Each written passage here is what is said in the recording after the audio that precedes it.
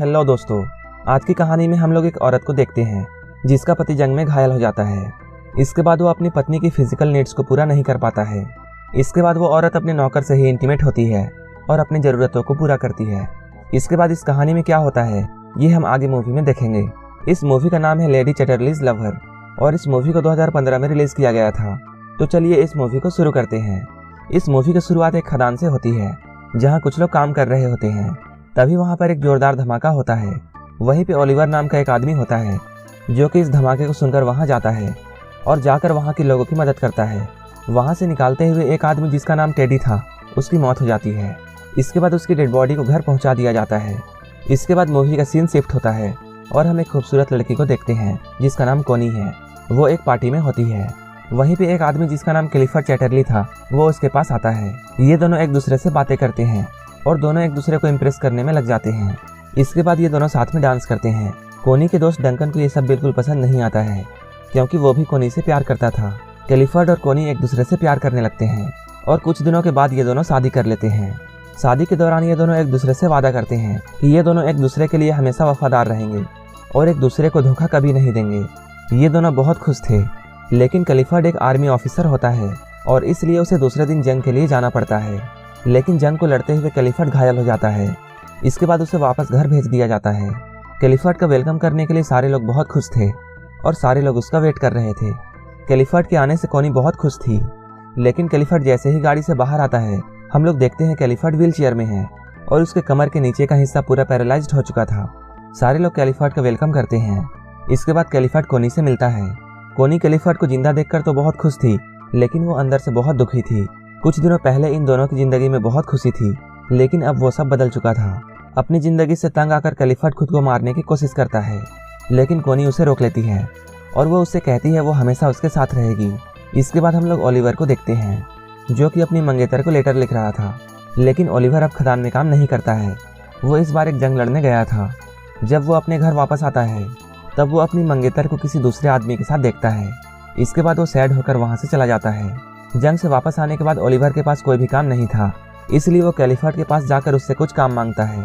Clifford जब Oliver से बातें करता है तब उसे यह बात पता चलती है कि ओलिवर उसी के अंडर जंग में लड़ाई कर रहा था। क्लिफर्ड ये बात जानकर बहुत खुश होता है। इसके बाद क्लिफर्ड ओलिवर को अपनी पंछियों का ख्याल रखने के लिए नौकरी पर रख लेता है। क्लिफर्ड अपाहिज हो चुका था, इसलिए वो अपने घूमने के लिए एक गाड़ी खरीदता है ताकि वो खुद से यहाँ वहाँ जा सके। वो उस गाड़ी में बैठकर बहुत खुश होता है। एक दिन वो कोनी के साथ ओलिवर के पास जाता है। ओलिवर जंगल के बीच में बने एक कॉटेज में रहता था जहाँ वो क्लिफर्ड के पंछियों का ख्याल रखता था। वहाँ पे पहली बार कोनी ओलिवर को देखती है। जब कोनी वहाँ से वापस आने लगती है तब वो ओलिवर को इशारा करती है, लेकिन ओलिवर उसके इशारे को नहीं समझता है। अगले दिन एक मेट कोनी के पास आती है और वो उसे कहती है ओलिवर कॉटेज का चाबी मांग रहा है। इसके बाद कोनी खुद ही चाबी देने के लिए ओलिवर के पास चली जाती है, लेकिन जब वो ओलिवर के पास पहुंचती है तब ओलिवर उससे अच्छे से बात नहीं करता है और वो उससे कहता है आपको यहाँ आने की ज़रूरत नहीं थी। कोनी को ओलिवर का ऐसा बिहेवियर अच्छा नहीं लगता है और वो यहाँ से चली जाती है।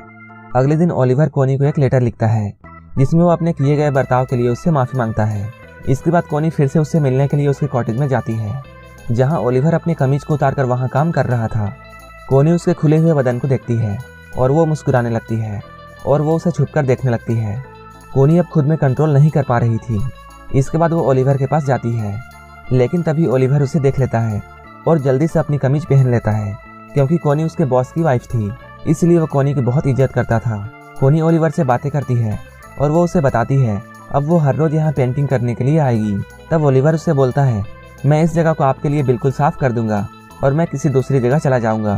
कोनी उससे बोलती है तुम्हें यहाँ से जाने की ज़रूरत नहीं है और तुम्हें मुझसे भागने की भी ज़रूरत नहीं है। कोनी ओलिवर से फिर से बहुत गुस्सा हो जाती है और वो यहाँ से जाने लगती है, लेकिन तभी जोरों की बारिश शुरू हो जाती है और उसे ओलिवर के साथ कॉटेज में ही रुकना पड़ता है। इसके बाद ओलिवर कॉटेज में आग जलाता है और ये दोनों खुद को आग से गर्म करने लगते हैं। तभी ओलिवर वहाँ से उठकर दूर चला जाता है क्योंकि ओलिवर ये बात समझ चुका था कि कोनी क्या चाहती है। कोनी उससे खुलकर पूछती है तुम मुझसे दूर क्यों भागते हो। ओलिवर उससे बोलता है मैं तुमसे दूर नहीं भाग रहा हूँ, लेकिन अगर हमारे बारे में क्लिफर्ड को पता चल गया तब मेरी नौकरी चली जाएगी।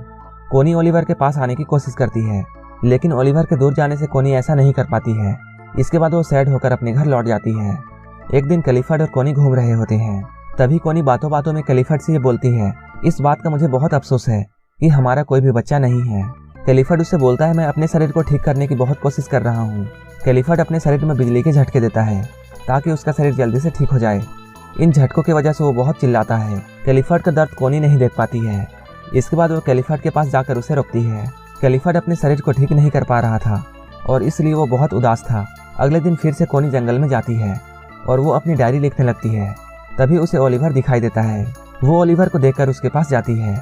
वहाँ जाकर वो छोटे चूजों को देखती है और उन्हें देखकर वो रोने लगती है। उन प्यारे चूजों को देखकर उसे ऐसा लगता है जैसे काश उसका भी एक बच्चा होता। और वो ओलिवर से बोलती है अब उसका बच्चा नहीं होगा क्योंकि कैलिफर्ड की हालत बहुत बुरी हो चुकी है। ये कहकर वो रोने लगती है। तभी ओलिवर उसके पास आता है और उसे गले से लगा लेता है। अब ओलिवर भी कोनी को पसंद करता था। इसके बाद वो कोनी को अपने कॉटेज के अंदर ले जाता है और ये दोनों यहीं पर इंटीमेट होते हैं। कोनी दिन भर ओलिवर के साथ रहती है, लेकिन जैसे ही शाम होने वाली होती है ओलिवर उसे घर छोड़ने के लिए उसके साथ जाता है। जाते हुए कोनी उससे पूछती है, तुमने आज जो भी किया है क्या तुम्हें इस बात का पछतावा है? ओलिवर उससे बोलता है, मुझे कोई भी पछतावा नहीं है क्योंकि मैं तुमसे प्यार करता हूँ और तुम अब मेरी हो। उसी रात जोरों की बारिश होती है और जोरों से बिजलियां कड़कने लगती हैं। कॉटेज में ओलिवर को कोनी की बहुत याद आती है और वो कोनी की याद में बहुत शराब पीने लगता है। इधर कोनी का हाल भी बुरा था, वो भी ओलिवर की याद में नहीं सो पा रही थी। इसके बाद वो ओलिवर के कॉटेज की तरफ देखती है जहाँ उसे एक रोशनी दिखाई देती है।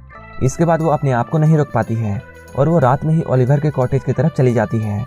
वहाँ जाते हुए कोनी को एक मेड देख लेती है।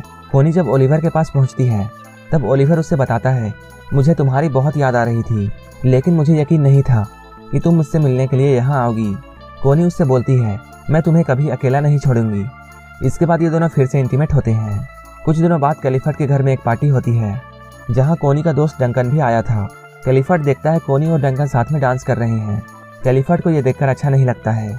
अगले दिन कैलिफर्ड और कोनी जब बैठे होते हैं तब कैलिफर्ड उससे बोलता है, तुम्हारे लिए अपने पति की खुशी से ज़्यादा इम्पोर्टेंट एक बच्चा पैदा करना है। कोनी हमेशा से एक बच्चा चाहती थी, इसलिए कैलिफर्ड को ऐसा लगता था वो बच्चा पाने के लिए डंकन के नज़दीक जा रही है। कोनी को इस बात से बहुत गुस्सा आता है और वो यहाँ से चली जाती है। तभी कैलिफर्ड कोनी से ये बोलता है, उसे कोई भी फर्क नहीं पड़ता है, तुम किसी से भी बच्चा पैदा करो लेकिन वो बच्चा मेरा होगा। कोनी कैलिफर्ड से गुस्सा होकर ओलिवर के पास चली जाती है और ये दोनों फिर से इंटीमेट होते हैं। एक दिन कोनी को ये बात पता चलती है कि वो प्रेग्नेंट है और वो जाकर कैलिफर्ड को ये बात बताती है। कैलिफर्ड ये सुनकर बहुत खुश होता है क्योंकि उसी ने कोनी को किसी और से बच्चा पैदा करने के लिए बोला था। कैलिफर्ड कोनी से उस आदमी का नाम पूछता है लेकिन कोनी उस आदमी का नाम उसे नहीं बताती है। एक दिन कैलिफर्ड ओलिवर से मिलने के लिए जा रहा होता है और वो कोनी को भी अपने साथ चलने के लिए बोलता है। इसके बाद ये दोनों ओलिवर के पास जाने लगते हैं, लेकिन तभी ओलिवर पीछे से आता है और वो कोनी को किस करने लगता है। ये दोनों ऐसा कर ही रहे होते हैं तभी कैलिफर्ड कोनी को अपने साथ आने के लिए आवाज़ देता है। कैलिफर्ड की गाड़ी कीचड़ में फंस जाती है। तभी ओलिवर वहाँ आता है, लेकिन इस गाड़ी को धक्का देते हुए ओलिवर जोर जोर से खांसने लगता है क्योंकि खदान में काम करने के दौरान ओलिवर के लंग्स खराब हो गए थे। ओलिवर कैलिफर्ड की गाड़ी को वहाँ से निकाल देता है। इसके बाद वो खांसता हुआ वहाँ से चला जाता है। इसके बाद कोनी ओलिवर से मिलने के लिए उसके पास आती है। वो कोनी से बोलता है उसने 12 सालों तक खदान में काम किया। इसके बाद उसे जंग लड़ने के लिए भेज दिया गया और वो उससे यह भी कहता है, मेरी लाइफ तुम्हारी तरह नहीं है, इसलिए अब तुम कैलिफर्ड के पास चली जाओ क्योंकि उसके साथ तुम एक अच्छी ज़िंदगी जी सकती हो। एक दिन कोनी की मेड जिसका नाम मिस बोल्टन है वो ओलिवर के कॉटेज में आती है। वहाँ उसे कोनी की डायरी मिलती है। उस डायरी को देखकर उसे समझ में आ जाता है कोनी के पेट में जो बच्चा है वो ओलिवर का है। इधर कैलिफर्ड अपने आने वाले बच्चे के लिए घर में पार्टी रखता है। तभी वहाँ पर मिस बोल्टन आती है और वो यहाँ आकर कैलिफर्ड को ये बात बता देती है कोनी के पेट में जो बच्चा है वो ओलिवर का है। इसके बाद कोनी जब कैलिफर्ड से मिलती है, कैलिफर्ड कोनी से बहुत गुस्सा होता है। इसके बाद कोनी मिस बोल्टन से मिलती है और वो उससे पूछती है, तुम्हें यह बात किसने बताई? लेकिन मिस बोल्टन उसे कुछ भी नहीं बताती है। इसलिए कोनी ऐसा सोचती है मिस बोल्टन को ओलिवर ने ही ये सब बताया होगा। लेकिन मिस बोल्टन कोनी से ये बोलती है, ओलिवर ने मुझे कुछ नहीं बताया है। यहीं पे कोनी बहुत रोने लगती है और वो मिस बोल्टन से कहती है वो ओलिवर से बहुत प्यार करती है। ये देखकर मिस बोल्टन उसे बताती है, तुम जल्दी से ओलिवर के पास जाओ, नहीं तो कैलिफर्ड उसे मरवा देगा। इसके बाद कोनी भागते हुए ओलिवर के पास जाती है। वहाँ जाकर वो देखती है वहाँ कोई नहीं था। ये देखकर वो बहुत सैड हो जाती है और रोने लगती है। तभी वहाँ ओलिवर आता है। उसे देखकर कोनी बहुत खुश होती है और उसे गले से लगा लेती है। इसके बाद कोनी कैलिफर्ड से डिवोर्स मांगती है, लेकिन कैलिफर्ड उसे डिवोर्स देने से मना कर देता है और वो ओलिवर को यहाँ बुलाने के लिए कहता है। जब ओलिवर यहाँ आता है तब कैलिफर्ड की उससे बहस होने लगती है। इसके बाद ओलिवर और कोनी इस घर को छोड़कर चले जाते हैं। जब वो लोग जा रहे होते हैं तब कैलिफर्ट कोनी को डिवोर्स देने के लिए तैयार हो जाता है। इसके बाद कोनी और ओलिवर कैलिफर्ट से बहुत दूर चले जाते हैं और अब ये दोनों एक दूसरे के साथ बहुत खुश रहते हैं और यहीं पर यह मूवी खत्म हो जाती है। अगर आपको ये मूवी अच्छी लगी हो तो एक लाइक ज़रूर कर देना और ऐसे ही मूवीज़ के लिए मेरे चैनल को ज़रूर सब्सक्राइब कर लेना। तो मिलते हैं हमारे नेक्स्ट वीडियो में।